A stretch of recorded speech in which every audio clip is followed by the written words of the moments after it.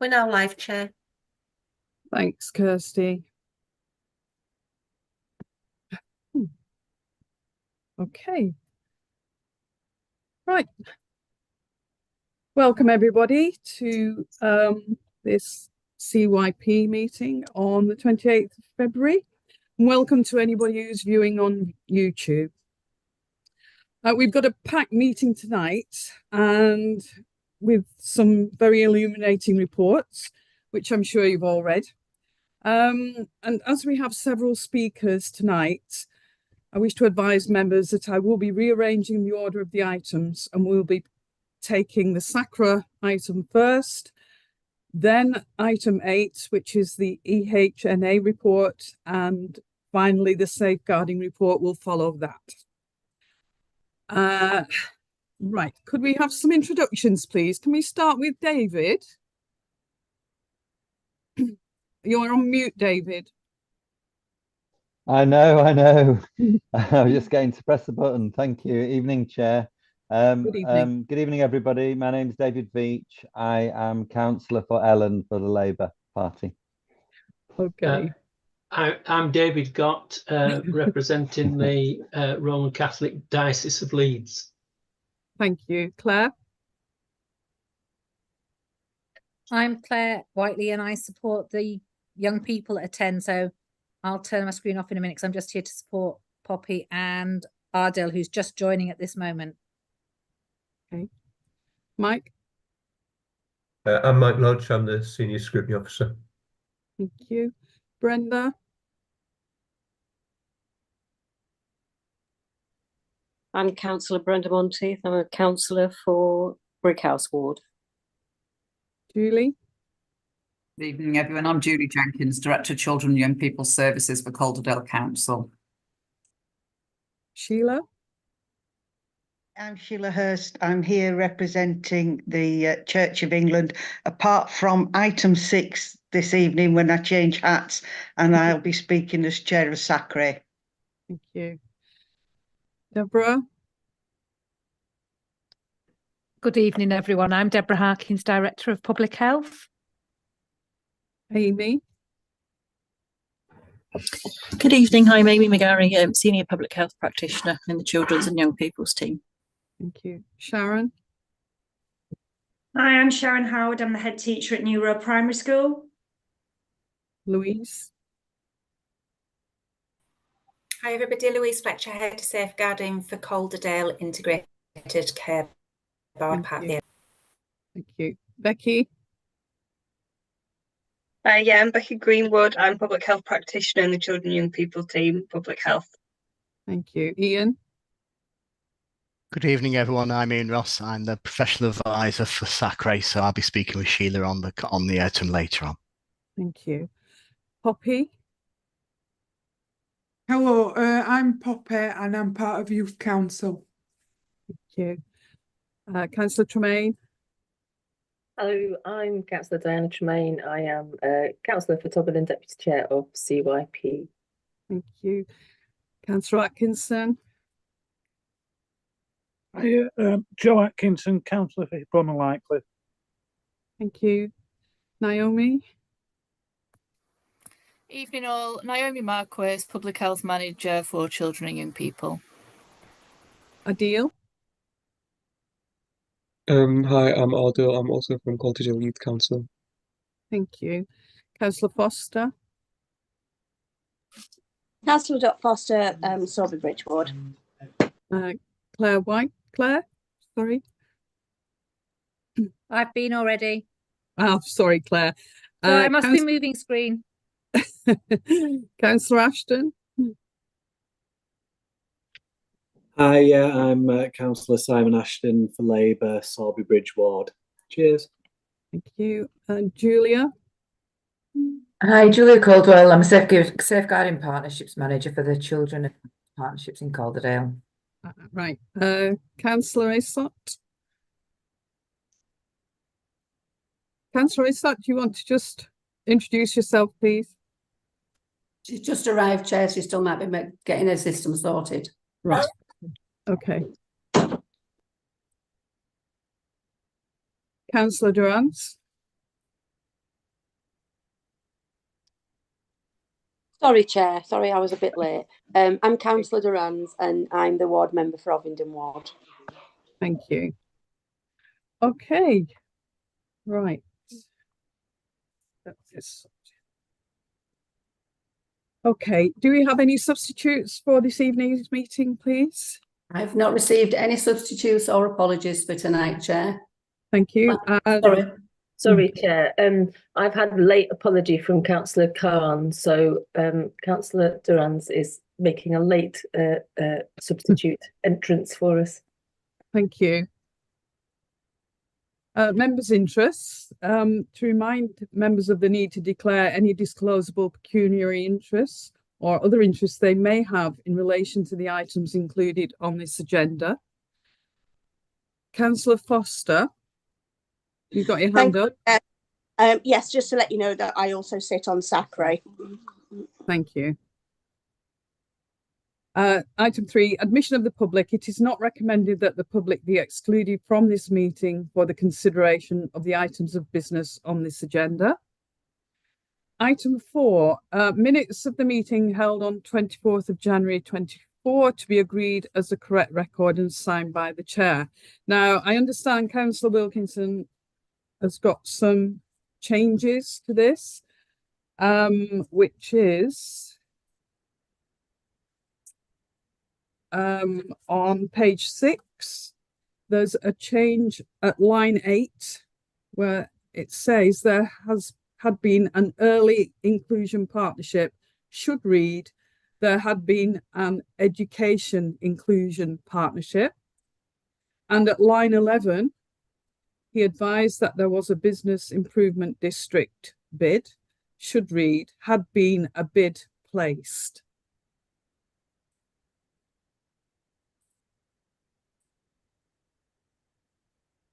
Okay. Deputations, are there any deputations? Sorry, Chair. Sorry to interrupt you. Because you've made an amendment to the minutes as such, you need to have that proposed with the amendment and seconded. Thank you. Okay. Would anybody like to second that, please? Thank you, Diana. I'm happy to second that. Thank you. Thank you. Can we take a vote? That's carried, Chair. Thank you. Deputations. No deputations this evening? No, none received, Chair. Right. So 6, we move on to item 6, which is report of Calderdale SACRA 2022-23 report by Sheila Hurst. Can I invite Sheila to start with her report? Thank you. Yeah, and Ian, I'm sure will chip in as and when necessary. Just for those who might not know what SACRE is, it stands for, let me get this right because otherwise I get it wrong myself, the Standing Advisory Council for Religious Education. And for those of you who might not be aware, RE, whilst it's not a national curriculum subject, it still has to be taught throughout the school age range from, you know, foundation stage, early years, right up until, you know, the leaving school age. And part of our job, you know, is sort of to advise the local authority, the children's services, about the work that we do. And so we advise, if you've read the report, we advise the local authority on matters relating to collective worship and on RE in accordance with the locally agreed syllabus. And it's the syllabus is provided by the SACRE. We actually do a local syllabus with a number of other local authorities as well. And so, you know, it is an agreed syllabus that lasts for about 5 years. And then it's reviewed, and we are actually going through a process of review now for a new syllabus to be in place, I think at the beginning of the next academic year.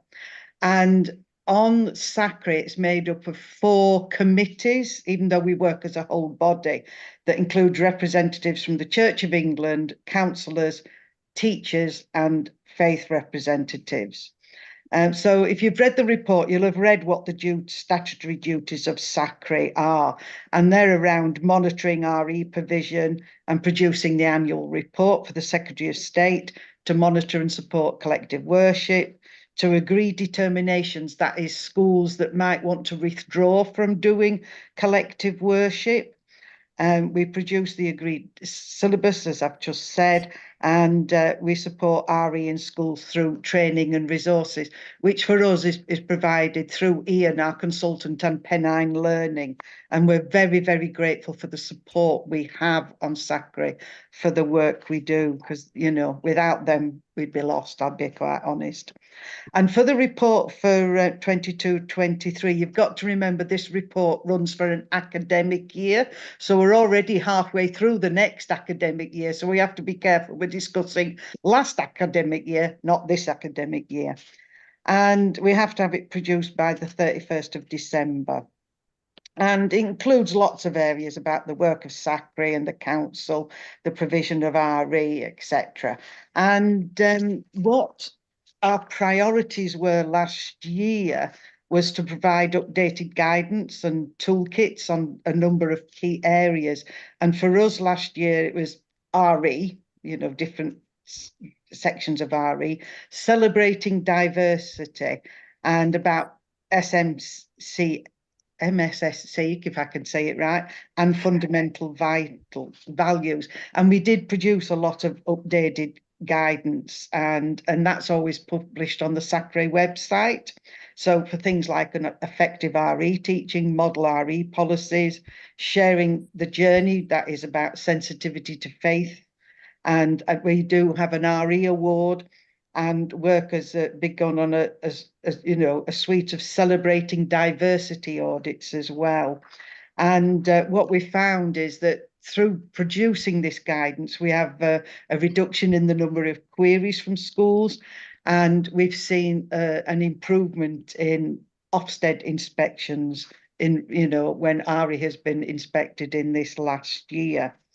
One of our other priorities last year, which is, to be honest, is being carried over into this year, is to widen the membership of SACRE to ensure that we fulfil our statutory duties.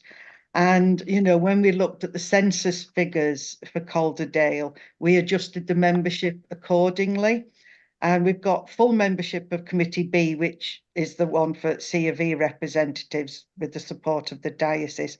But we do need further representation in Committee A, as you know, which is the committee for other faiths, other world faiths. And we do need more support, really, from people with an Islam background and other world faiths. And we, you know, continually seeking additional members through our school links, but it is an area that we think that the council, the local authority, could actually help us with as well. We've produced the updated collective worship guidance for school and provided training. And then, you know, SACRE members monitor and support collective worship in a number of schools over the year. And we're hoping, you know, in the sort of next thing on collective worship is to actually do a collective worship award, which we're able to give to schools when they apply to it, similar to the one that we provide for RE. We do offer through Ian and Pennine Learning other professional conversations and practice deep dives and assessment towards the award. And we did that very successfully this year within Elland area, and we're hoping to extend that obviously to other areas in the future. We began the process of the reviewing the local agreed syllabus, so it'll be ready, as I said, at the end, you know, at the end of this year for the next academic year. And, you know, we've done a lot of consultation exercises on that, discussions at teacher network meetings, and setting up cross-SACRE's working party, because as I said, we're doing it over a number of local authorities working together. And also we had questionnaires to school asking for their thoughts on the current syllabus and how we could make it better. So the draft has been sort of developed, and we'll be looking at that later. But we do, one of our things we have to do is we sort of have to give advice and ask questions of the local authority, which is included in our report. And as usual, one of our big asks is that we ask that the local authority review the funding of SACRE, because we wouldn't be able to work without the local authority funding. And it is their statutory duty to provide that. And we again ask that the local authority make sure it's in line with the national recommendations and good practice, which I think it's a percentage of the sort of the school budget that the local authorities get. And I have to say, in Calderdale, I'm very proud to say that we get pretty near to the recommended funding. But as always, we can do more with more. But we appreciate that that's the case for everybody, getting the funding from the local authority. We do need some help with reviewing the membership of SACRE to ensure that we do reflect the breadth and diversity of faiths and beliefs within the local authority area. And it would be great if we could get some support, really, as I outlined in my introduction, if you like, to the SACRE report, and that sort of links with the Interfaith Council, because we have a lot of common interest and common aims, and it would be particularly helpful if we could get sort of more links and insight into that. It would certainly help with our work on SACRE. And, as always, we do ask that our annual report is considered carefully by Scrutiny and its contents noted, and any thoughts are always welcome. And, one of the biggest things, again, which I alluded to in my introduction, is about asking the local authority to investigate the provision of RE, if you like, for non-examined students at Key Stage 4, because we do hear on the grapevine and from returns from schools that we get that really we're not certain that all pupils are getting the RE education that they're entitled to. And, we feel that RE and our knowledge of other world faiths and of non, faiths and world views, it all builds into a cohesive community if we can understand different viewpoints on different aspects. So, and as we say, sort of in Key Stage 4, we don't feel that is, RE is not always being taught, and it looks to us as if that, I think I've got the figures here, 62.1% of Year 11 pupils in students in Calderdale do not take RE at GCSE. And our worry is if they're not taking GCSE in it, that they're not actually getting the RE education that the discussions and the thoughts around that. So, Ian, do you have anything to add? And I'll be quite honest, Ian provided me with the notes. So. Thank you, Sheila. Yes, there's just one point that I just want to just pick up. You mentioned determinations. It is statutory that all schools in the local authority, whether they're maintained academy, church schools or anything, have to have a daily act of collective worship. And the determination is to move away from collective worship that is wholly, mainly or broadly of a Christian nature and can be determined to be another faith. So we have one school in the local authority that has a determination to relax that rule so that it is no longer wholly, mainly or broadly of a Christian nature, but it could be wholly, mainly or broadly of an Islamic nature. Okay. I think it's time now for sort of any questions from members here that would like to ask me any questions, or Sheila. Probably it'll be passed to me anyway. Councillor Durrance. Thank you, Chair. You will have to take my apologies because I haven't read the reports at length because I was a late attendee. I have skimmed through them though. A couple of questions, one of which being, do we know if all our schools offer RE as a GCSE option, or is it on a potential, interest base or not, and if that's the case, that might be linked to why there's not many students taking it. And in regards to capturing, I guess, a wealth of information and participation, particularly at some of our faith schools, do we have any youth or young people's kind of championing the relevance of RE and the value of what that might offer for people? However, I do think we shouldn't just be restricting it to faith schools because, as you referenced, Sheila, the cohesion and community link and the breadth of what that offers in regards to it being linked to your understanding, not necessarily just your own faith values, is a key message. But I don't always think that's delivered throughout. And I think that message can get a little bit fragmented. People will often assume that RE is for people who follow a faith themselves when that's not the case. So I just wondered if we have any links, particularly within the Interfaith Council, from a youth perspective or youth champions in order to capture what's important to youth and how that can be driven from them themselves.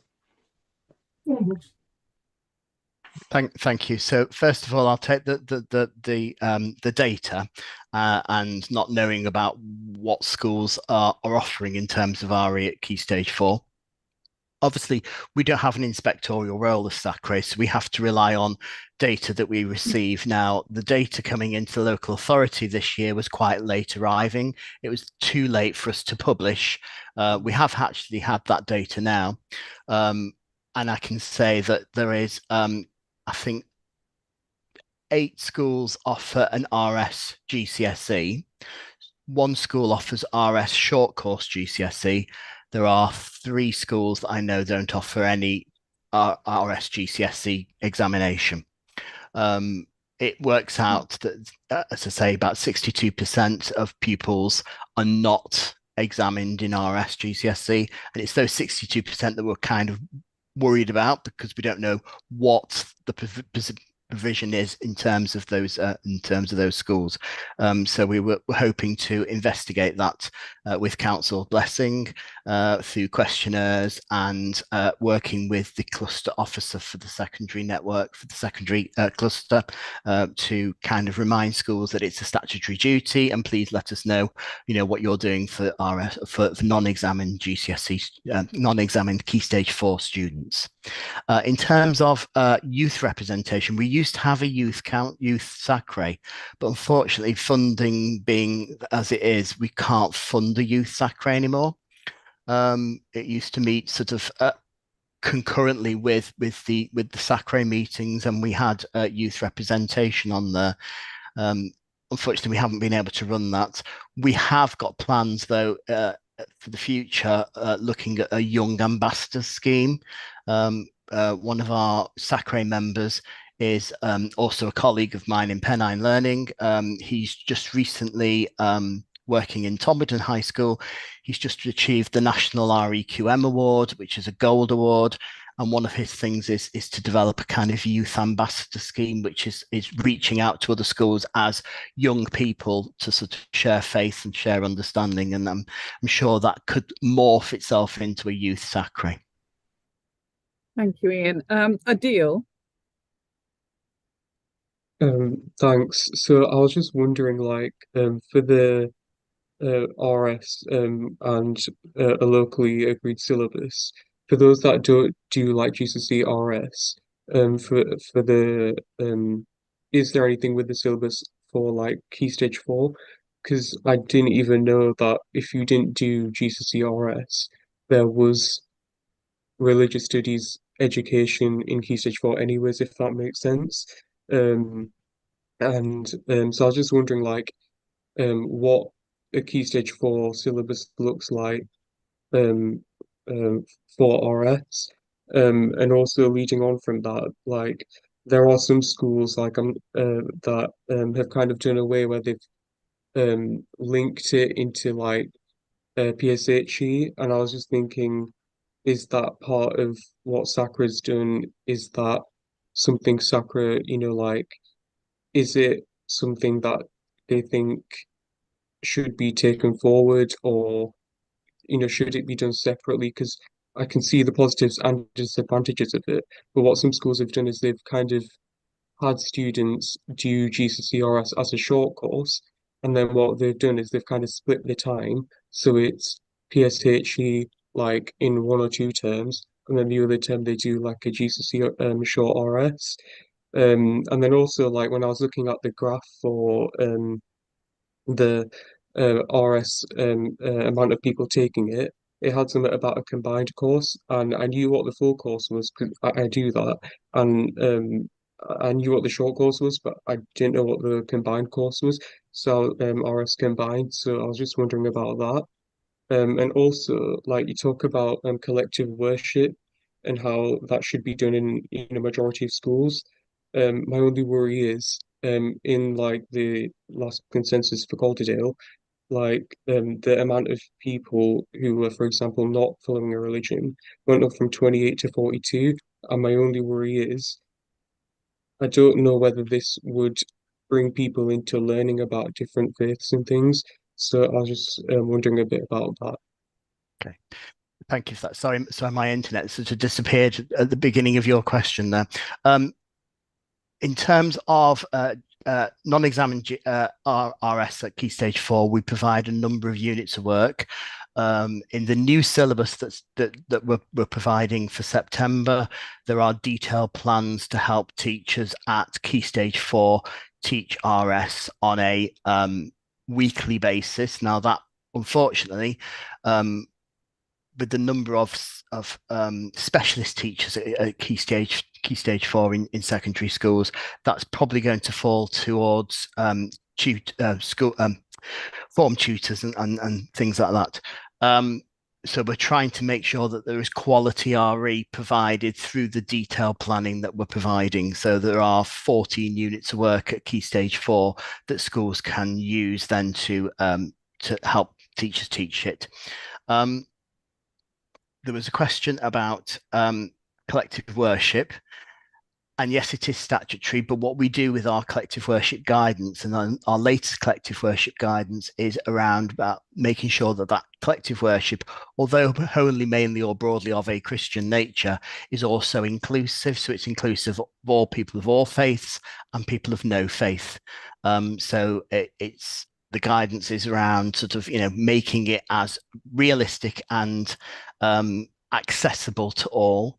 And that is another way that, as you say, is about how young people can learn about people of different faiths and people of no faith together. And I've forgotten what the third part of your question was, I'm afraid, Adil. It was just what was the RS combined course? Oh, sorry, the RS combined course. That's just on that graph. It's just a figure of the combined numbers of the short course and full course. Oh, all right. Yeah, thanks. Okay, thank you. Thank you. Councillor Foster, please. Thank you.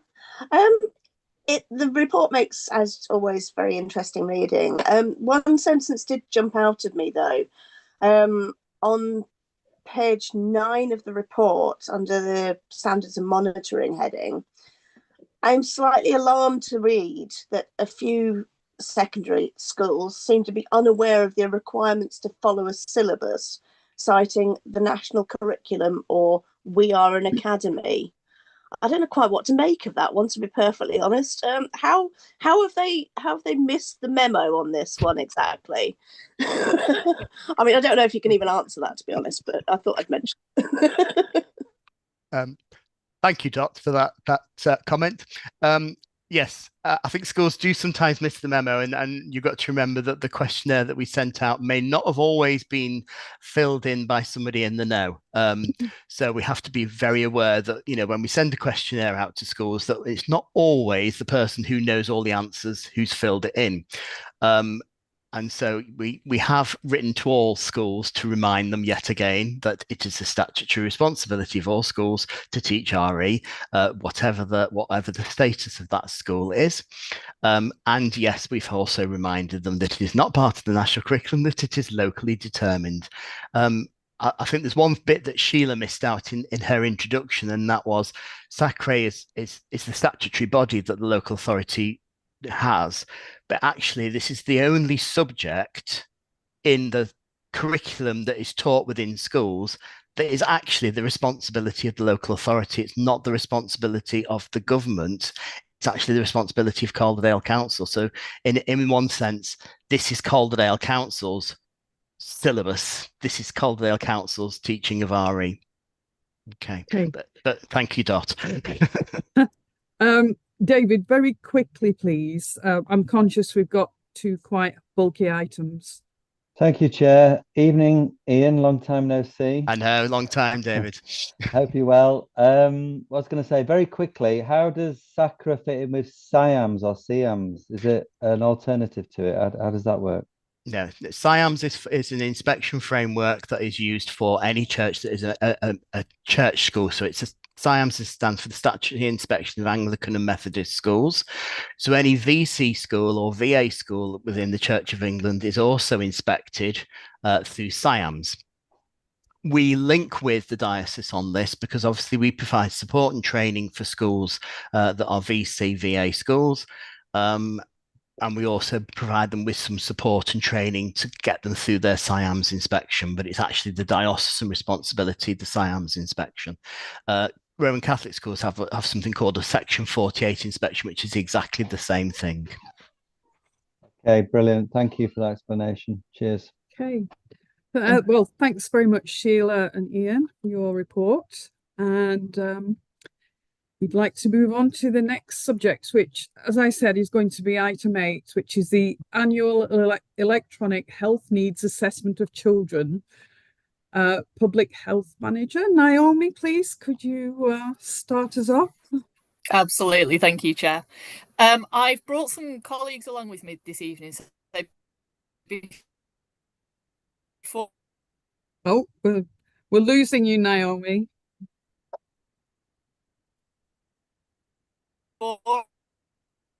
We had this yesterday, Chair, with Naomi's internet connection, I'm afraid.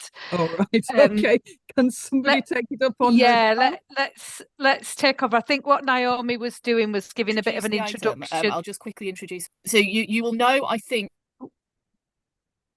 We heard. Let me send Naomi a text message. Okay. And why don't Becky, why don't you take over and I'll make sure Naomi knows that we're having internet problems. Yes, absolutely. Happy to take over. So yeah, I think she was literally just going to pass it straight to me anyway, so that's fine. It's just saved her a job. So yeah, just a very quick background to those that aren't aware of the Electronic Health Needs Assessment, EHNA. It is our school pupil health and wellbeing survey in Calderdale, which we run annually, and we have done I want to say at least 13 years for secondary and maybe slightly less for primary. As it says, it is an electronic survey, so it is done online, it's done in school. So we do it in primary in years 5 and 6, and in secondary we do it in years 7 and 10. And this year we've also reintroduced our post-16 service. We've not done that for the last couple of years due to less kind of, my words aren't coming out, but yeah. It's been asked by 4 schools to be reintroduced, so we've reintroduced the post-16 survey this year. You will have all seen with the reports the key findings report, which we produce annually.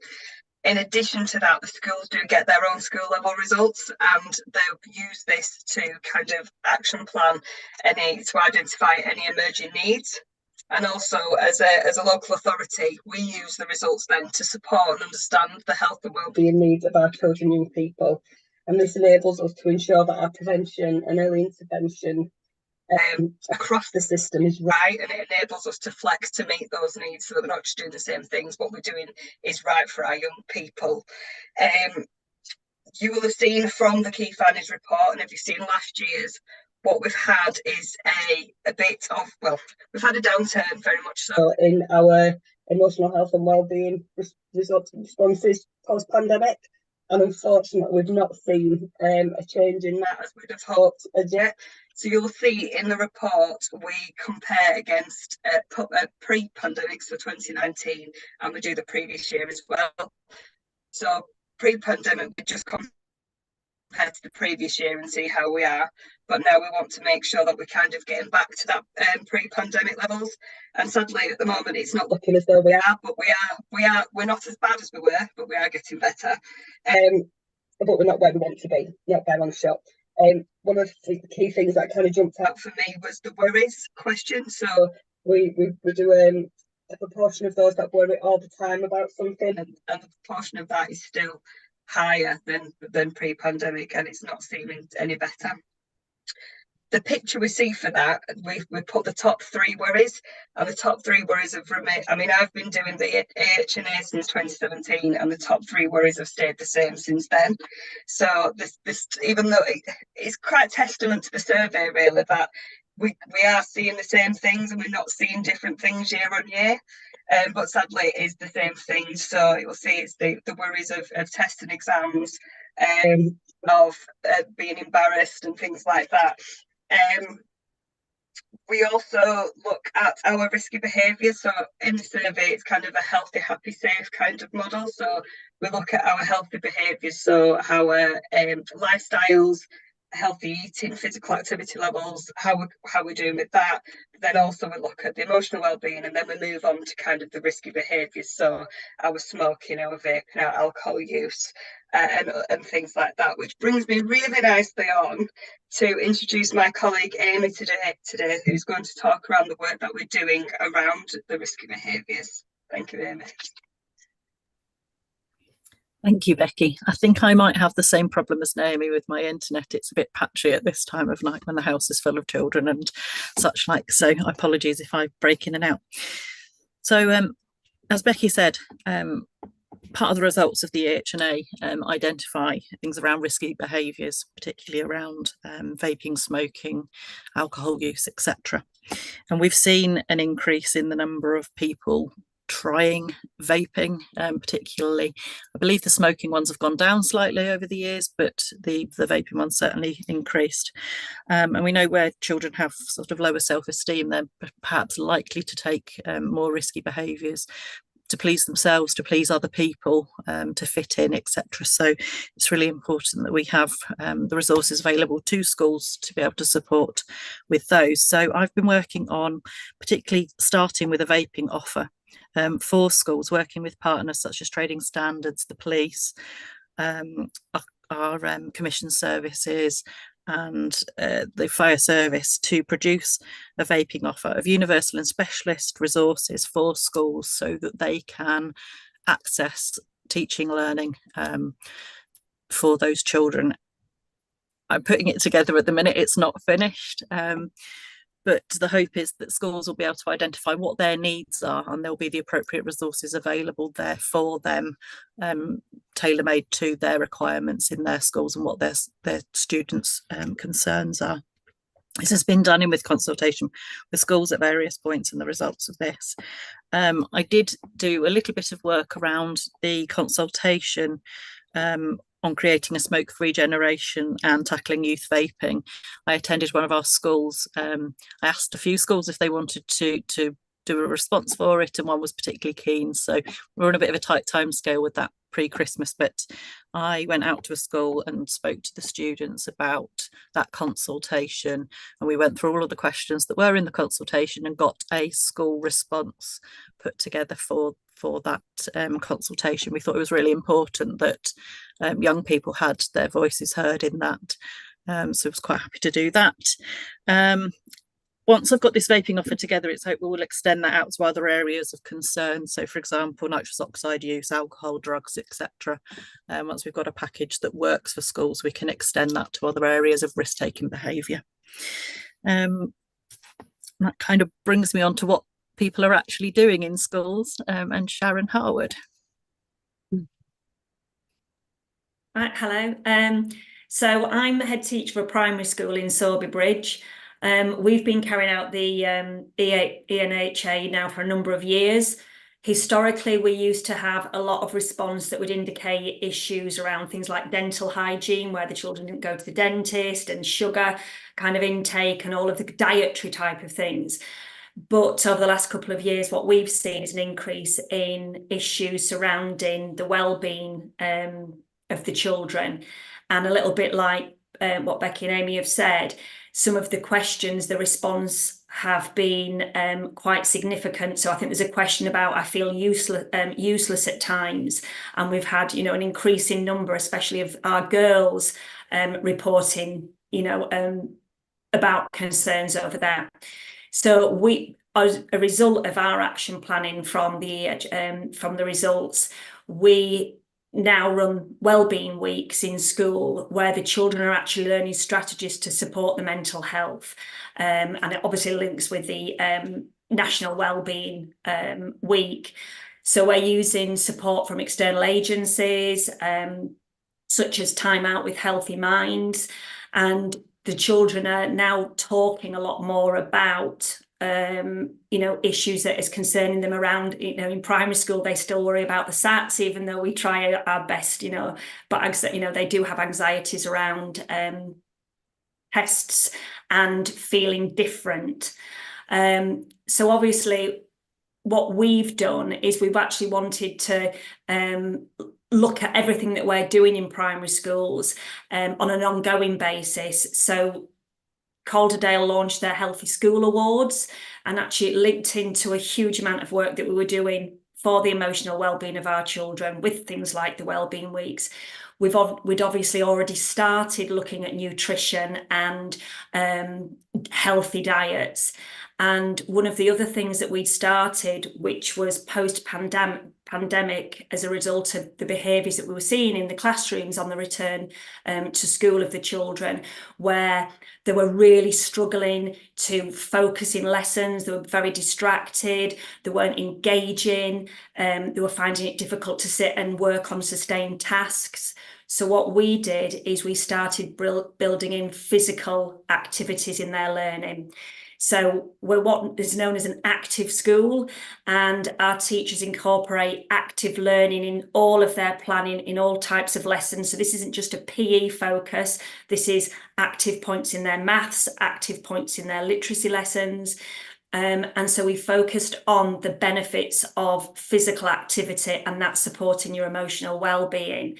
And to expand on that, we also opened it up within the community and to the parents, because again, we were hearing lots of pressures that the parents and carers were having. So we wanted to kind of support them, not just with dealing with financial issues, but with their well-being. So we run a family fitness class once a week where the adults work with their children, and we've purchased things like kettlebells, dumbbells, step, boxing gloves, mitts, and we have that run by a sports coach in our school. And the fantastic thing is some of our parents have actually got together as a result of this. They're now attending the local gym. They actually have kind of, again, their self-esteem's improved, where they felt that can actually go and access external classes.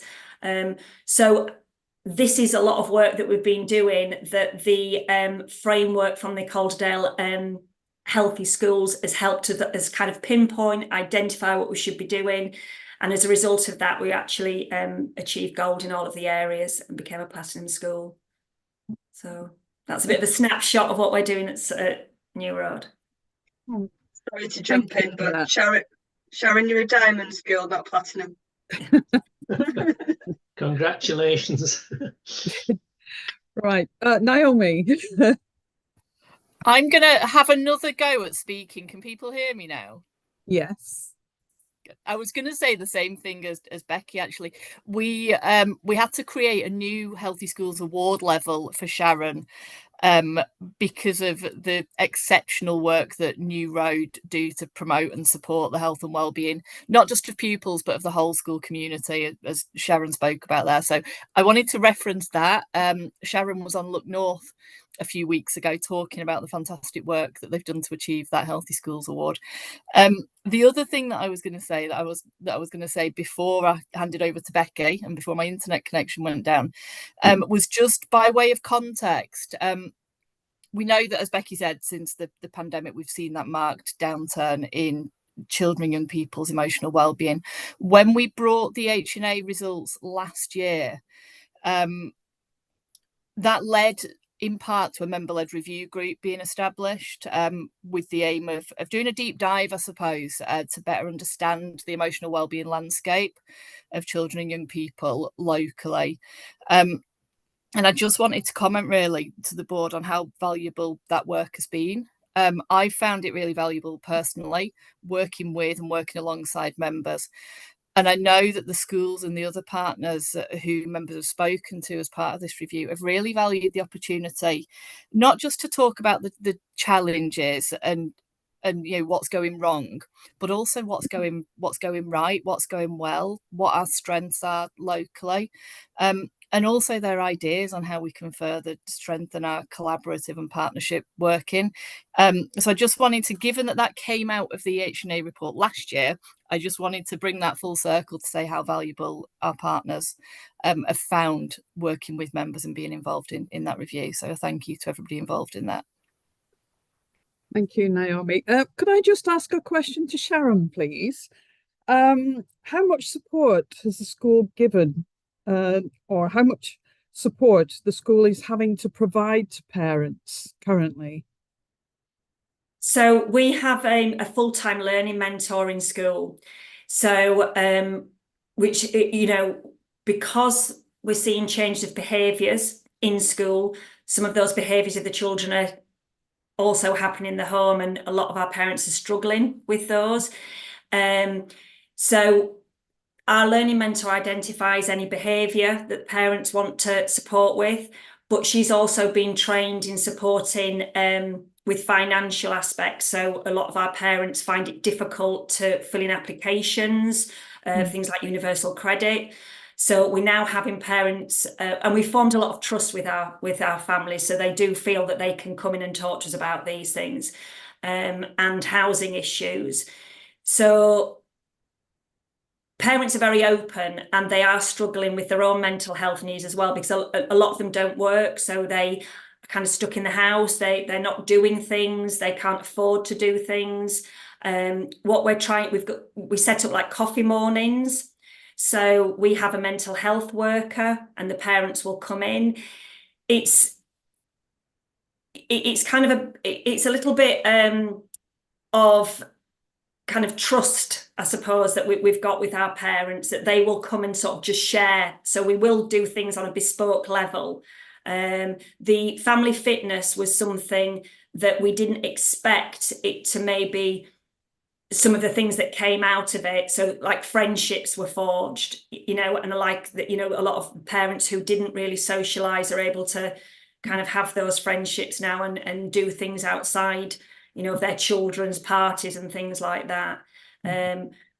But we do have, on our parents' evening, we also have our learning mentors available. So they make appointments to see the learning mentor so that they can discuss theirs and the children's emotional needs as well, which is something new that we started last year. Okay, thank you. Can I open the floor to questions? Anybody got any questions? Danielle? Not like me, is it, Chair? Thank you. No, it isn't. No. I've been on some of those detailed review membership working groups, and it's been really useful, actually. I went to the West Yorkshire Neurodiversity Summit yesterday, and I also want to point out that what Naomi said around the positives in what is going on, because it's really important that we learn from that and we build on that, because there are some fantastic things being done. Sorry, I should also make a declaration. I'm a member of the Family Voice Steering Group, Unique Ways, and the National Autistic Society, as well as a school governor. And I'm on the MHST steering group. I always forget that bit. But I know in part of that work, Naomi and her team have been driven on recognising behaviour as an unmet need and the therapeutic kind of intervention work that needs to be done. And yesterday that very much linked in regards to children's well-being, and then recognising the challenges that that sometimes presents, having needs that are not always met in the best ways. So I suppose I was wondering, in regards to the award systems, whether we could replicate something similar in regards to how inclusive as schools that we are, or how neurodiverse friendly. I'm not quite sure on the specifics, but we know that inclusion supports majority, not minority. You know, nobody can access something because it's inclusive. It means that more people can access it. And the Healthy Schools Awards has just gone from strength to strength in the fact that Sharon has smashed the grading and we've had to create a new one. That's what we would want as a parent and carer for two neurodiverse young people. That is something that we should be celebrating, and not just celebrating, but sharing that good practice and how easy it is. And we recently visited a school, and I thought it was a massive positive that young people in primary schools can reflect on their growing and changing mental health and needs. I think one of the head teachers had said that they'd had feedback saying that young people knew that they wasn't sleeping as well as they could. That's something to be celebrated. Not the fact that they're not sleeping as well, but the fact that they can recognise it. Because the first point of change is recognising it ourselves. So even that, I was thinking about, you know, building on that as a positive, because that school's obviously doing something well in being able to highlight to them young people to recognise that as a need. So yeah, I'm not sure if that's a question, but more of a suggestion on building on something in the way that we know these things work, and how we can borrow that mechanism and improve things further, because inclusion also will support our children's mental health and well-being, and the needs that arise with not meeting those needs as well as we can do. Okay, thank you, Danielle. Poppy. Hiya. So I have two questions, but I feel they link together.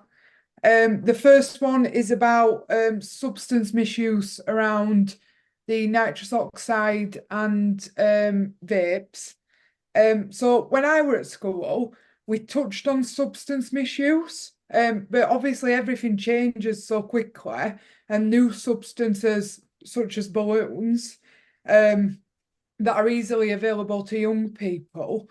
Is it considered that schools have regular open forums or lessons for students to engage with and keep up in the change in such substances? And then my next one is about the mental health. As a neurodiverse person myself, on an EOTIS package, I wanted to ask how those not in education and that are educated in other ways are able to receive the same mental health support in the same way as those who are in school settings, to ensure they don't fall into crisis, or what other things are available to prevent crisis. Naomi, do you want to take up the first section of that question? Sorry. If someone's able to repeat, or Poppy, if you're able to repeat it, and hopefully I'll be able to hear you properly. My internet is playing up again. I do apologise. No, I apologise, Poppy, for my internet. Go with that first question again, and I'll see if I can respond. When I was at school, we touched on substance misuse, but as substances are changing really quickly, and new substances such as balloons that are easily available to young people, is it considered that schools have regular open forums or lessons for students to engage with to keep up in the change of substances? I think I got most, but not all of it. So if I don't answer your question in full, come back, Poppy. I think it's a really important point, actually, and this is a conversation that myself and Amy have had as she's picked up this work around risk behaviours in schools, that actually what we need is an approach from public health and from our partners, but actually our colleagues working in schools, that is an approach that can be taken regardless of what substance it is that we're talking about, because we know that the landscape changes really quickly, as you say, and one week it's one substance and the next it's another substance, or a different version of a substance. And I think it's really important that we learn from young people about what's out there, what's happening, and what's going on in their lives, because with the best will in the world, we're not there. As much as I like to think I'm a young person still, I'm not, and I'm not where I was when I was a teenager, where I knew what was on the street and what my friends were doing and what my peers were doing. So I think that's really important, actually, that we learn and we listen, and that happens in a school environment where you've got trusted adults that you can have those open forum discussions with about what you're seeing and what you're hearing, be it in person or be it on social media, and then that we learn from that and make sure that we're adapting very quickly our responses, so that what we're giving young people is as much information as we can to allow you to make informed decisions, because that's ultimately what all that we can hope to do, is to allow you, to empower you to make those informed decisions, knowing as much as we can give you about whatever the latest substance is. So yeah, completely agree with your point there, Poppy. Okay. The second part was about children not in education, was it? Yeah. Yeah. Could somebody else take that one up, please? No? Okay. Right, we don't have an answer for that one, Poppy. I think it was about how can children access mental health services if they're not in full-time education. Anybody want to take that one up? Naomi? Shall I come back in? I'll keep it dead brief though, so that I'm not. Thank you. Yeah, because taking over the floor. Yeah, I've got a couple more people waiting. Yeah, no, that's fine. Support around emotional wellbeing and mental health is available to all children and young people locally.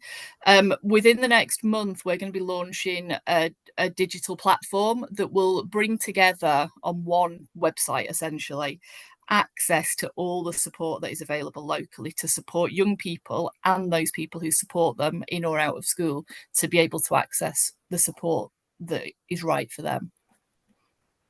Can I ask a follow-up just on that? How do you target these people when they're not in education? So there's a known not in education people are involved with, and if Julie's on the call, she's much better placed to answer this bit than I am, but we know those young people who aren't in education, so can target those people for whatever reason they're not in education, can target information sharing with those young people. And it's really important that we do that, and that we don't assume that all young people are in school and rely on communication through schools. Yeah, just to let Poppy know, there is a visit to every child that's educated at home by the parents or carers every year from an education welfare officer. So they would make sure that information, advice and guidance was shared with the young people. And a lot of parents do take the child, if they're worried, or the young person to the GP. So, doctors in normal practices know where to contact and get some help as well. So there's different routes there. We hope that a lot of professionals who are working with young people in Calderdale know where to go and know the right way to signpost families and young people to the right help if they're in school or not, Poppy. Thank you. Thank you, Julie. Councillor Tremaine. Thank you, Chair. Yeah, I've got a few different points and questions and things. Just wanted to say thank you very much to Naomi for what you said about the review that's taking place, and it did kind of start coming out of this in a way. So it was really helpful as a sort of starting point last year. And just to kind of say thank you to Sharon for being here, but also it has been hugely valuable to go into schools and to listen to teachers, staff and young people, because I think it's given us an insight kind of beyond the questionnaire, which obviously gives us a huge amount of data. And I suppose I was thinking about that data and how obviously this is kind of quantitative and it gives us lots of figures, but it is really important to get that qualitative aspect as well, isn't it, in terms of digging in more to some of those things. one of the schools we went to, it was quite interesting because the EHNA came up and they said, "Oh, we were really upset because it said our children weren't as happy as they thought. We think they are," and it was kind of interesting because obviously that data is absolutely valuable, but there are aspects that maybe don't come out in it.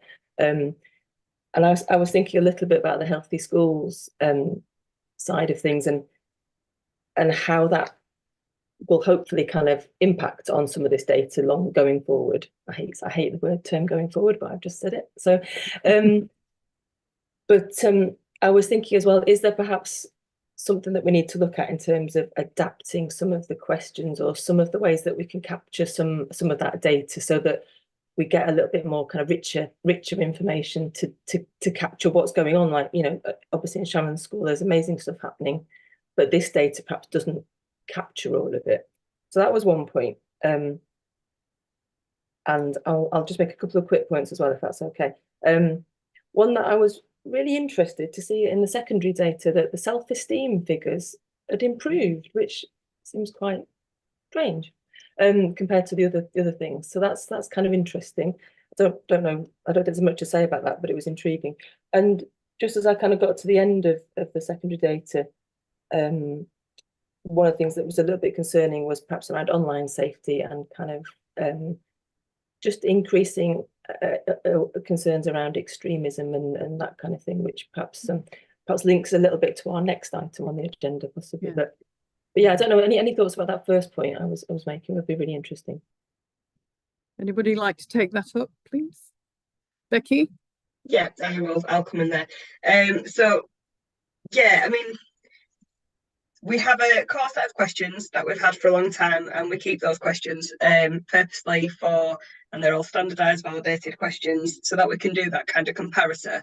What we are doing is have introduced a kind of a topic question. So this year, because of the Developing Well Board, we've done a lot of work around hopes and aspirations. So there's a section in there this year around hopes and aspirations.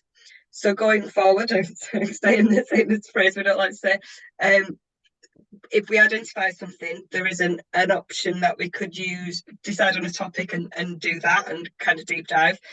We can't ask any kind of qualitative questions in the survey. Very much so, again, for safeguarding, if it is a population level survey, it's anonymous. We want it to be anonymous so that the children can be as honest as possible with the responses. But as soon as we put an open-ended question in there, they could disclose something, but we won't know who they are, and then it becomes a quite safeguarding issue. We do it in school for that reason, so that they've got a trusted adult with them in the room, and if there's anything they wish to talk about, they've got that option to do so. Which is also, after probably going on tangent, but also a reason why we didn't do the survey during COVID, because one, we didn't want parents to influence the responses, but also if there are any issues at home, it could have caused quite a few safeguarding issues. What we do say is if schools kind of identify an issue, then they can kind of do their own kind of deep dive on a particular issue and do some more qualitative stuff. And likewise, if we were to identify something, we could do something outside of the survey. But I think in terms of changing the questions too much, unfortunately, I don't think we can do too much with that. I hope that answers your question. Thank you, Becky. No, I've got a whole host of hands up here. Councillor Atkinson, please. Thanks, Chair. Mine's a similar sort of line as Councillor Tremaine's was regarding social media. I know that just mentioned around the survey needs to be set so it can be balanced against previous ones. But the indicators of people feeling unsafe seem to have stabilised or stayed the same more or less. My question would be, a new survey, would it be possible to have a new survey just on social media? I mean, is it possible that people are feeling unsafe in their area due to the things that you're seeing online? I know the algorithms on social media, if you type something and you just get more of the same constantly. Yeah, just generally that one, whether there can be any work on a survey on social media so it can be we can say that the problem's on a specific social media site. Thank you. Is anybody going to come back on that one? Sorry, Chair, I can kind of answer that one. You're right. The online safety question has kind of come up quite high for a while now, and I was actually in a school a couple of years ago now, and there were some year 6 pupils in the next room, and the teacher actually got up and said, "Do you basically just asked a few questions around."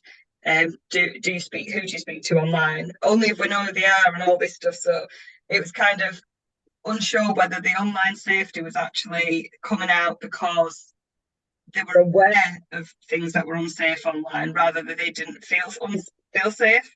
So they've had good education around it. So in agreement to you, we could probably ask a few more questions around that to kind of do a bit of an unpicking what that's actually telling us. I think that's definitely something we can look to do. Thank you. Adil. So someone said something about like capturing data and how like this year, like I've done this year's, so it'll be the next report, I think. But about how, and your response was about how you did a section about hopes and aspirations. And so I was just wondering, like, if maybe something like that would make sense for the vaping section, because on the risk-taking behavior in the secondary section, it talked about smoking, and in the question it did have in brackets included vaping. I feel like with our generation, there's a big difference in use of cigarettes and like vapes and e-vapes and the different flavors and all that kind of stuff. So I think maybe an insight into that might make a bit of sense. And also like someone was talking about like the need for like a whole approach for substance misuse. And I just wanted to say like I knew of a case where this person was trying to quit like a certain type of drug, and so he's trying to get like a fake. But in the end, what they ended up getting of this other person was nearly like 100% of this really bad type of um drug, and it meant that they nearly ended up, paralyzed because of it. And but some of the work that's being done in Calderdale, for example, is like I think it's branching out, but I'm not 100% sure about um they basically run sessions during lunch, and if you want to know more about quitting and things like that, you can just go there. So I think in an approach, like just a suggestion, but I think more stuff like that, sort of like hands-on, working with the people who are directly involved would be good. Thank you, Adil. Any comments on that? Can I just come back in with a comment on that? So we do work with branching out. It's quite right. That's I did briefly mention them as part of the vaping offer. They do a bit around vaping, but they do all sorts of things. That's part of this package of resources and things that we're putting together, so that if schools know there is an issue, such as Adil's just explained with the student having an issue, they know where the right specialist support is for the school for that student, and they can make those appropriate referrals. So all of that information is going in together so that there's sort of pick and mix kind of effect, I suppose, to suit that unique scenario within that school, and the right resources are there. So it's there already, but it's going to be a bit more obvious once we finish this piece of work. Thank you, Amy. Councillor Beach. Thank you, Chair. Good evening, Sharon. It's good to see you again. So basically, I've got a question to start off with about data. I'm assuming that the data is calendar year, not academic year. Can somebody just verify that for me? So we run the EHNA from January until the end of March, so that half term. Okay, got you. So it's actually live at the moment, sorry, for this next year. So that the report was for last year. Okay, thanks, Becky. And then do you think there might be some kind of time lag, with the effects of COVID? Obviously, the 2 years, is it 2020 and the other year are missed out because of COVID. Do you think they're still slightly skewed, or, I mean, only time will tell? What do you think about that? We've had 2 years now, so I'd have thought any kind of skewed may not be shown, but let's just see what this year brings. Fingers crossed. Okay. Hopefully, things are looking a little bit better. Okay, thank you. And then my main sort of observation and a bit of a question is looking at the the children eating 2 packets of crisps a day and 2 chocolate bars a day. Secondary is about 28%, so it's kind of flatlining. Primary is gone up quite a lot to like 38% and 37%. So it's kind of staggering, especially when you consider like how our NHS and sort of dentistry system is broken at the moment. But my observation would be, having taught in primary schools in Calderdale and also secondary schools, in secondary schools, we teach food and nutrition. So in Key Stage 3, they all get 2 lessons every 2 weeks, and they learn about, having whole grain, and they're learning to cook healthy meals themselves, like life skills. My experience of primary was food and nutrition and cooking was linked into the curriculum under design technology. So in Key Stage 1, they would make fruit salad and stuff like that, and year 5 they might bake bread and stuff like that. And I know that's been squeezed a little bit because of finances and stuff like that. And I need to apologize to Sharon because I missed her presentation. Something happened at our house, and I had to dip out of it. But I know the fabulous work they're doing at New Road and how they work with the community and everything. So the question is, and it's probably out of scope of this meeting, but do we not think we would benefit as a nation, Calderdale plus the nation, if we kind of taught more food and nutrition in the primary curriculum? Yeah, and you're right. Sorry, I'll just you're right, Dave. It still fits under the design and technology, the DT aspect, although there's a large amount in science as well. But I think what schools are doing, especially in light of a lot of the results that we've got from the ENHAs and other obesity kind of issues that schools have noted following COVID as well, with the return to children where they weren't as active, is a lot more of the schools are doing their own growing. They're looking at healthy options for, introducing different foods. Sustainability, is big on the agenda for primary schools, but it's definitely been promoted more. Although you're right, we don't necessarily have the money or the facilities like a secondary school to do some of the cooking, but the children are learning about it. And I know a lot of schools do things like bushcraft now. They're getting the children outdoors more. So I do agree. I think it needs to be heightened on maybe a government agenda, because schools might not necessarily be able to fund it. But I think there's definitely a lot more talk about it and focus on food groups in schools. Yeah, that's good. That's good to know.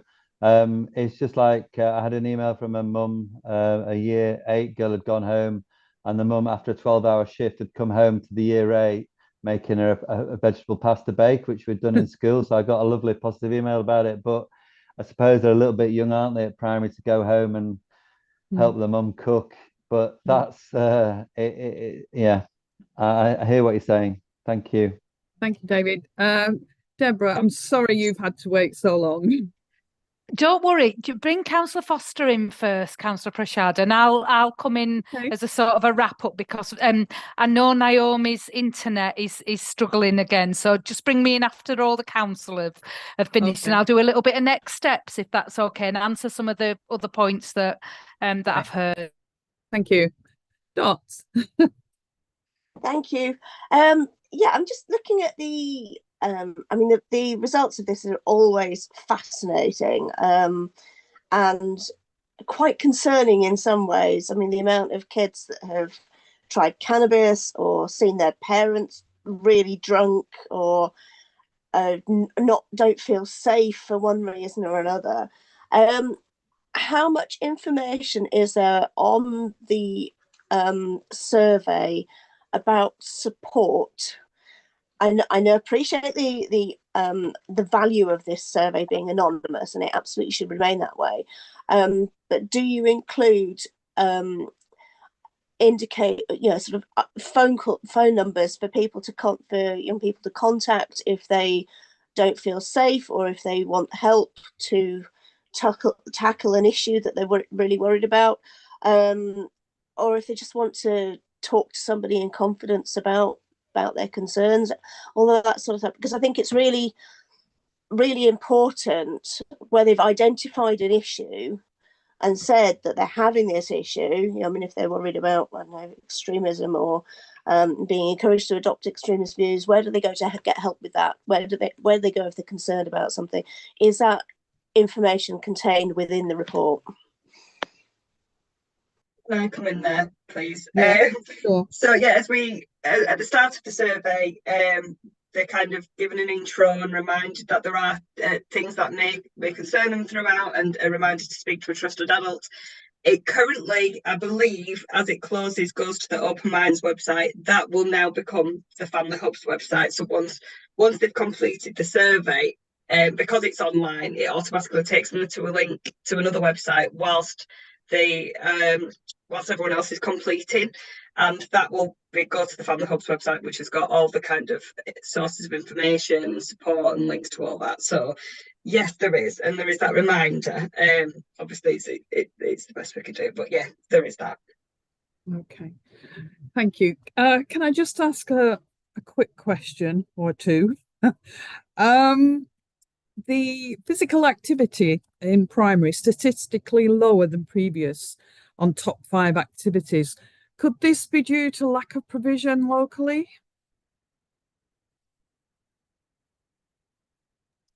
Can I come in on that, Councillor Prashad, if that's all right? Just really briefly, I think the evidence around children being active is that if it's built into the everyday routine, so how you get to school, what happens at school, what happens after school, and I'm lucky enough to have been to New Road and seen the amazing work that Sharon and her fabulous team and brilliant students and parents are doing. And what they're doing is they've got physical activity embedded, being active and moving embedded into everything they do. So I was there when they were taking the register, and they were doing some physical activity while the register was being done. And so while there may be impacts of provision and after school activities and sports activities, etc., I think the evidence shows that when children and young people are really physically active on a sustained basis, it's how they get to school, it's what happens when they're in school, it's what happens at break time, it was what happens after school, it's what happens in the how you get home. And it's those things that are actually why the sort of healthy schools approach is so important, really embedding physical activity into the everyday life of the school. And Becky will be able to answer the information we gather on sort of out of school using provision, if you like. But actually that the impact that has, my understanding of the evidence is that's margin, that's less compared to the embedding it into the everyday life of the school. Okay, thank you.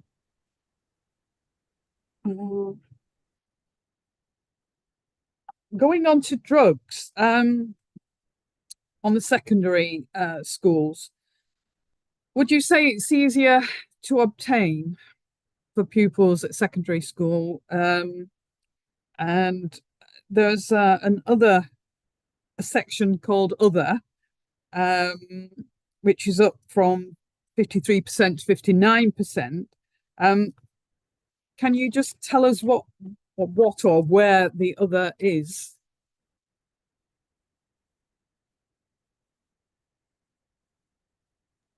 Do you know that, Beck?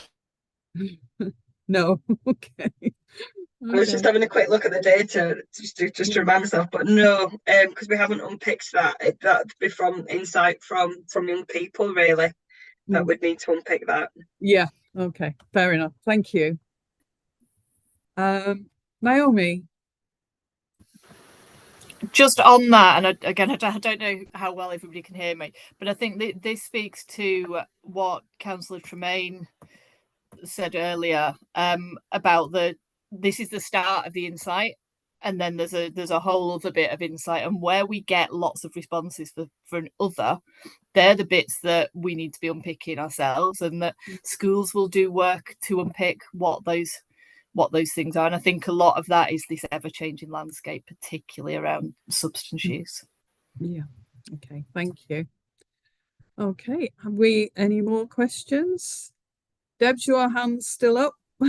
Do you mind if I just come in and just do a little bit, partly because of Naomi's internet issues, although we just heard her perfectly then, didn't we? Just a couple of points, if that's okay, just to sort of wrap up, really.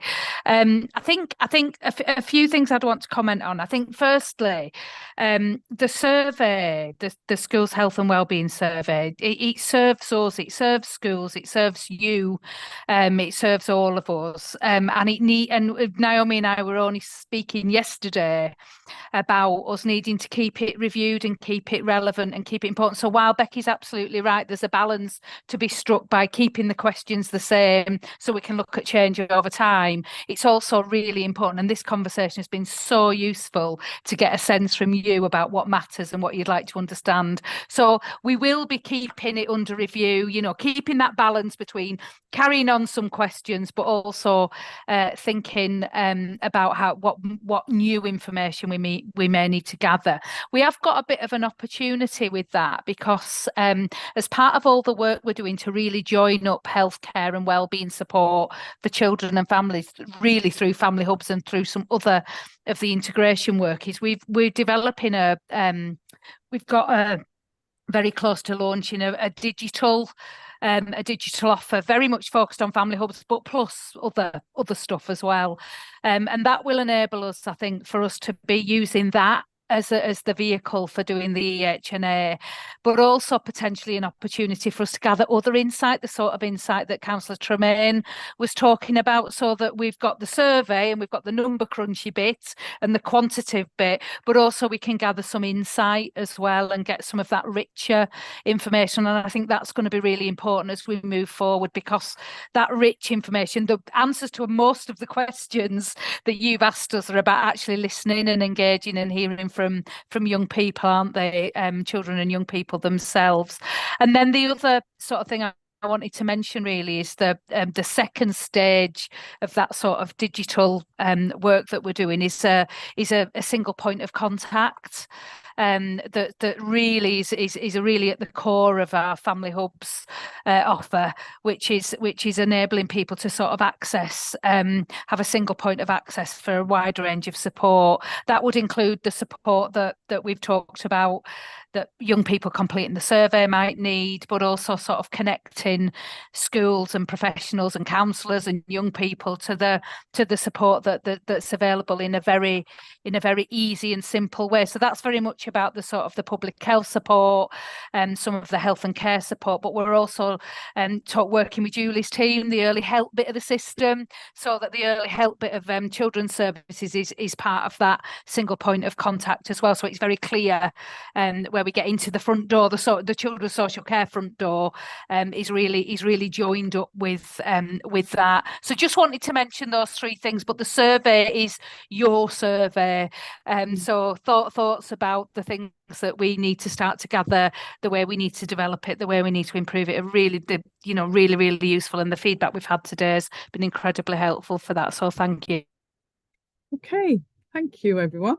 That looks like that particular report is wrapped up. So I'd like to now move on to the Calderdale Safeguarding Children Partnership Annual Report 2022-23 and bring in Julia Caldwell, please. Thank you, councillors. just to say that we welcome that work with the EHNA, and actually our young advisors have just received that report, and Becky Greenwood attended our young advisors meeting to look at the future priorities for them. So going forward, they choose their own what they want to concentrate on, what they want to find out more about, what they want to seek assurance about. So they're looking with Becky about what they might choose from the EHNE report. So we're all trying to get that. The item today that I've come to talk about is the annual report from the Safeguarding Children Partnership. It is on year 2022-23, and as you can see, it highlights exactly what we've done to fulfil our statutory duties, what we've actually been doing as a multi-agency partnership. It highlights the good practice, the areas we've been focusing on, the reviews that we've undertaken, and looks to what the priorities are going forward to the future. I think at the moment it's really important to say that that where we are working, we've just had the Working Together 2023 published nationally, which is the new guidance for us, for all children's workers, and we will be heavily concentrating on that in the coming year in order that we can publish new arrangements that align with that Working Together document before the December 2024 deadline. And also the next annual report will be due in September of this year, and you'll be able to receive it afterwards. So just very briefly to say that upon scrutinising the Working Together to Safeguard Children, Calderdale already aligns with many of the changes that have taken place. We were already practising that in Calderdale. And also a lot of the emphasis, which is on harm outside of the home, whole family approaches, are things that we were already trying to work on and having a look at for us in Calderdale. So without further ado, I don't intend to go through the report, guys. Hopefully you've all been able to read it. And I think if that's okay with Louise and Julie, we'll just go to questions if that's okay. Yeah, that's fine. Was quite an illuminating report, I have to say. Questions, please. Oh, surely we've got some. No? Okay. I have some then. A 37% increase in elective home education. Does that include the SEND figure? It's for all children, so 37% is overall, yeah. Okay. And do we have a reason for a higher percentage of Asian ethnic group permanent exclusions? We don't, and it's something that we're going to look into more with regards to those that work around exclusions. I must point out it isn't statistically higher. So if you were public health, I don't know if we've got public health colleagues on, but it is slightly higher than the population would suggest. So we are going to look into that. Okay, thank you. Sheila, please. You're on mute, Sheila. Yeah, if I can just open the document. It was a very comprehensive report and quite full. My question is around the point 5.8, neglect, about children in need and neglect, and what seems to be a very high percentage of children in need affected by neglect. And I just wondered, when you're looking at percentages, you don't get an idea of the figures, sort of what sort of figures, because I mean, if it's only 5 children, then 85 might have been not a big jump, but I just wondered about numbers concerning that, and also about where it says it's not currently known why this might be the case, because it is quite high as along with the rest of Yorkshire and Humberside, when you compare with England. And it said, but the professionals to describe the levels of complexity to be increased. What sort of complexity are we talking about? Is it because of neglect happening because of a number of factors, which might be poverty, might be deprivation, that sort of thing? And I thought it'd be interesting to know what the thought was about the cause of this and the increase. So with regards to the percentage and the numbers, I wouldn't be able to give you the numbers today, Sheila, sorry. But I can say that Calderdale, usually because of our low numbers of children overall, that percentages do affect us more than others. We are more aligned, as you say, with Yorkshire and Humber. And it's just a conversation that we've had today, actually, in our quality assurance group, to look at what that complexity is when practitioners are describing it.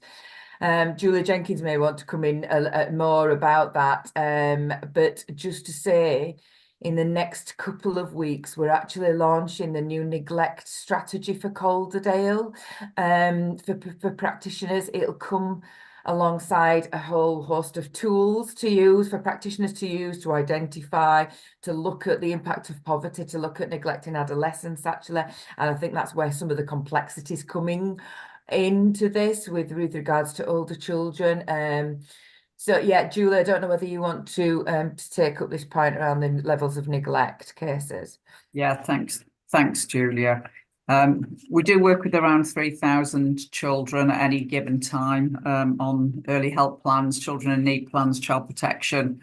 And I think, Sheila, I don't know the exact answer to your question, but I think there is a definite north-south divide in terms of inequalities in the UK. You'll know, being in education, there's been quite a lot of research into this in terms of educational outcomes for children and how it differs in the north and the south. And what we do see is much more, well, we see higher levels of child poverty. And members have been appraised previously at Scrutiny around the work that we are doing in Calderdale to try and alleviate the pressure on families of the cost of living crisis. But there's only so much that we can do. And schools also do a lot of work as well, as I'm sure you know, around breakfast clubs, making sure that children eat when they come into school, that they can concentrate and sit down and learn. We've got the Healthy Holidays programme, that we get families to take up to full effect at every half term and full holiday break as well. So, that figure is higher, but not out of line with the Yorkshire and Humber. So I think it kind of, speaks to that kind of, the north-south divide. Thank you. It's just that if we don't understand the problem, it's difficult to fix, isn't it, really? Yeah. Thank you. Councillor Duran. Thank you, Chair. I think a little bit on that same thread, on the equality, diversity and cost of living impact, the disproportionate impact to people, I suppose, from more deprived areas. I wonder if we've been able to gather whether the cost of living has impacted the families going into crisis a little bit sooner than previously, because I'm guessing their level of cushioning and resilience is diminished compared to families who won't be impacted in the same way, and how we're able to manage the balance of neglect and the challenges that are not necessarily directly from within the home but from outside of the home risk factors, if that's making sense at all. It is. It absolutely is, Councillor Durant. I think proving one leads to the other is really difficult in individual case, and holistically. What I'd like to say is I think we've all got hypothesis that the cost of living impacts on mental health, impacts on maybe substance misuse, impacts potentially on domestic abuse. And I think we've all got those hypotheses. Our figures back up that if you live in the most deprived areas, you're more likely to be at risk of being abused and neglected as a child, and that's what our figures show. But relating one directly to the other is always going to be really tricky. I think the work that we've done on the neglect strategy, which does look at that, actually what's poverty and what's neglect, and actually the differences between that of those receiving those referrals in, as well as those trying to make the decisions on whether to actually make a safeguarding referral, will hopefully strengthen that alongside, as I say, the tools that go alongside that. It's a lot more than poverty is neglect, as everybody knows. So I don't think that answers your question, but I'm not sure I can. Danielle? No, I think it does. I think I was thinking in regards to where there might have been additional challenges in our circle of control in being able to feed and keep our children warm and clean, and being recognizing that an outside influence is impacting our ability to do that, which might tip over into what might appear neglectful. Do we have parents that are openly sharing in that regard? And I understand the threshold is very different, and we've got a fantastic third sector school support network in order to pick that up.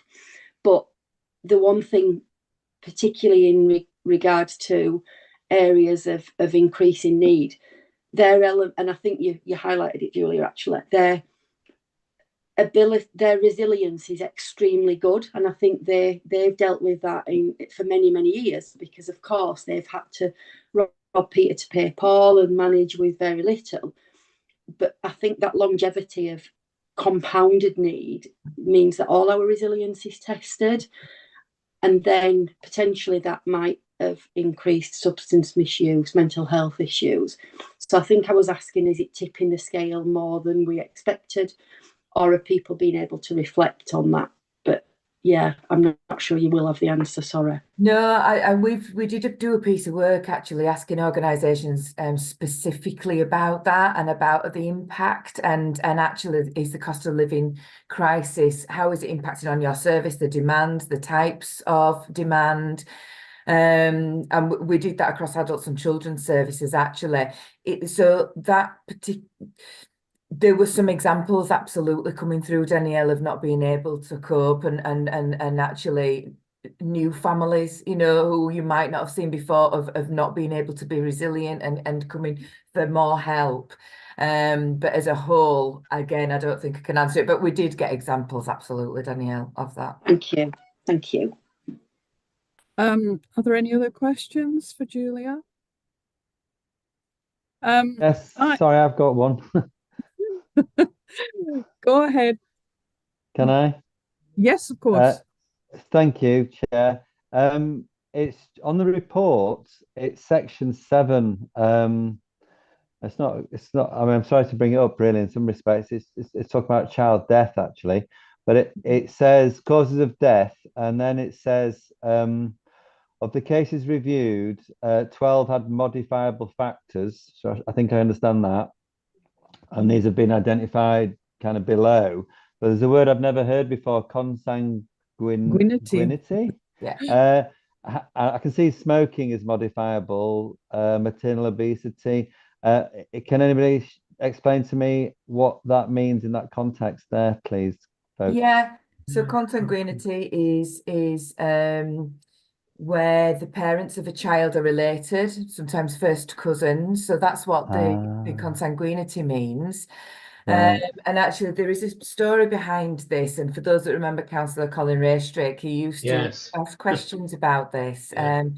Because we did used to be out of kilter with regards to how many modifiable factors we had around consanguinity.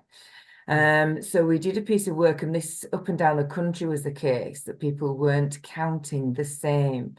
And I won't bore you with the details of how we get to a decision where something's modifiable or not. But we now, from this year, have a flow chart, which has been agreed nationally, which we now work out whether a case is modifiable or not. And it's to do with things like, do the parents know, you know, that this is a risk? Have they been offered genetic counselling? Have they had previous children? So all of these things lead us to a decision whether something's modifiable or not. And so what we will see now is a more probably in line with national recording from ourselves around consanguinity. Yeah, so hopefully, Councillor Veitch, that explains what that is. Yeah, thank you, Julia. It's fascinating. Yeah, thank you very much. Councillor Tremaine. Yeah, just a couple of quick things. In section 5.4, it mentions about the IMD data and about permanent exclusions being useful to gather. Is that now underway? Is that something that's going to be looked at? Yeah, wherever we can get IMD data, we do. And I think there's a bigger piece of work maybe for this year, next year, but actually on health inequalities, on inequalities in general. So it's not just down to your IMD or your postcode of where you live. It's to do with your circumstance and whether you've suffered grief or had parental, all of those things. And we're looking at ways to look at that as well. But yeah, wherever we can get IMD data all over our data sets, we do. Yeah, and I was just wanted to ask just really briefly about the young advisors work, and obviously that's really invaluable to get that kind of youth voice and actually be really engaging there. And is that something that is going to continue in the same way? Do they recruit different people? How does it kind of just progress so that they keep getting kind of different voices coming through there? Yeah, they've just done a recruitment drive now, actually, and just closed that. So they'll be looking at recruiting some new advisors in the next month. They do it themselves. They write the advert themselves. They do the interview questions themselves, and they decide who they want to recruit as well themselves. And it is a constantly evolving and piece of work. Yeah, the young advisors are, just to let you know, are paid as well by us for the work that they do for us. And they do produce, as you can see in the report, fantastic results for us, are really invaluable and have been for many years for the Safeguarding Partnership. Thank you, Juliet. David Cott, did you have your hand up then? You're on mute.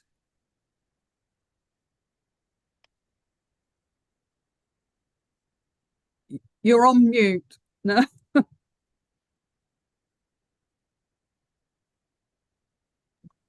Sorry about that. No, I did. It was just that I was able to say what was said at the previous contribution under the previous chair, Ray Strick. He made it very clear to us. So, he did. Yeah. Okay. Thank you. Thank you. I have another question, and it's on the deaths figures. You're quoting 6 deaths from deprived areas. Could that be broken down into causes? Do you have that information? Probably not on me, actually, Chair. Sorry. Okay. I probably could do. I absolutely could do, in fact, by manually going through the cases. Yeah, but sorry, not today. Thank you. Okay. Any further questions? Oh gosh. Right. Okay. Then we shall move on to the next item, which is the work programme for 23-24. And if I could bring Ben in for that, please. Thank you, Chair. Yes, just as usual to advise members of the work programme, I'd like to draw members' attention to the fact that the next meeting, which is on the 10th of April, is likely to be will be face-to-face and at the Town Hall, probably between 4:30 and 6:30 in the evening. It's at that meeting Councillor Tremaine will present the full and final report of the findings of the review into emotional well-being and mental health of children and young people across Calderdale. As members will be aware, the work programme is now full for this year. However, if anyone has any suggestions that they think should be considered next year, please let me know, and I will discuss that with the chair to see if we can put that on the work programme. I can see that Councillor Issot has her hand up. Hi, just to say that it was probably a little bit of my fault not really checking the work programme, but every year to press we had an agenda item discussing budget changes to children and young people prior to the full budget council. We obviously didn't have that this year, and there were some quite significant changes that I felt that we probably should have scrutinised in depth in terms of the impact that they would have, and we didn't. So could I ask that next year we put on an agenda item with regards to suggested budget changes for children and young people in advance of the budget council meeting? Yeah, yes, we can certainly look at that, Councillor. So you may be aware that we ran two budget seminars this year, at which they were obviously they were face-to-face, weren't they? And yes. But I think we probably needed some real in-depth, as a scrutiny. That's something that this meeting I felt really should have scrutinised in depth. That it is. I know it said it's my fault. I should have noticed and picked it up sooner, but I didn't. So I just think it should be on the children and young people scrutiny, because if the definition of scrutiny is not to scrutinise changes to a budget for a portfolio that we're in charge of, I don't really know. Yeah, so can I just ask for that to be on there next year? Sorry, we did have that the other meeting where Julie presented about. Yeah, we did, but that was sort of like a generic, wasn't it, problems of the budget, sort of the problems they were facing, sort of like monopoly money and working out, and that was really, really good. But I think we probably should have scrutinised those particular budget savings within this meeting, because we have done that every year up until now. It's just this year, this is the first year where we didn't do it, where it wasn't an agenda item. Because I remember discussing changes to public to transport a couple of years ago within this forum. So I'm just asking if it can be on next year. That's all. And then, did you say that the next meeting would be at 4:30? Yes, I did. Right, okay. Mike, you've got your hand up. It was just to say, Chair, that the Strategy and Performance Scrutiny Board in a couple of weeks' time is reviewing the way in which we scrutinise the budget, and also some recommendations that that board made to Cabinet about the way that the budget is arranged. So we'll certainly make sure that Councillor Issett's comments get passed into that discussion.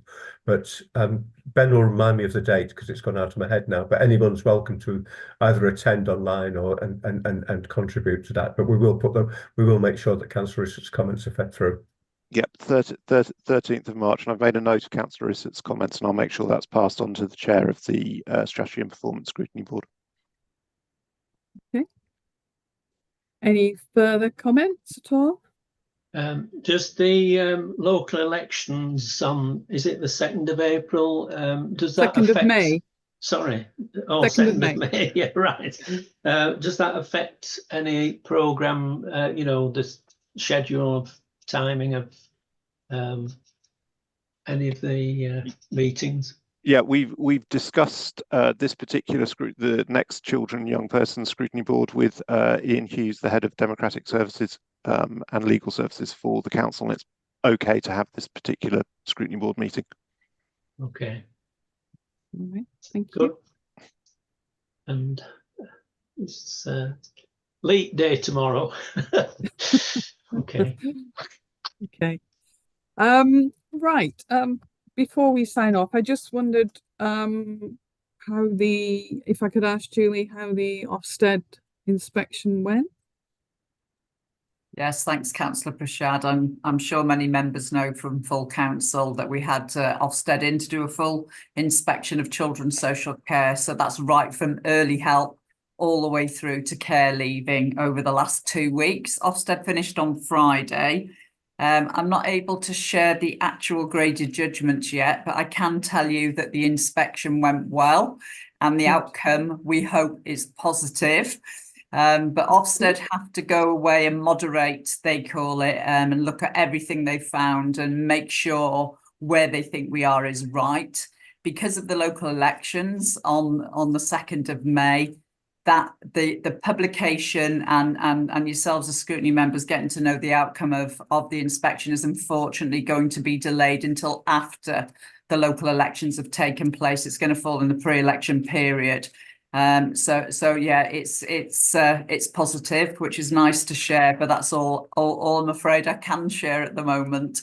But it'd be nice to have it on the work programme, probably, Councillor Prashad. I'm sure you'll want the full report, and you'll want to hear from Di and some of the staff as well about, you know, some of the things they found. So it's just something for you to factor in as a scrutiny for next year. Okay. Yeah, if I'm here, yes. Thank you very much. Well, thank you, members, for your attention and questions tonight.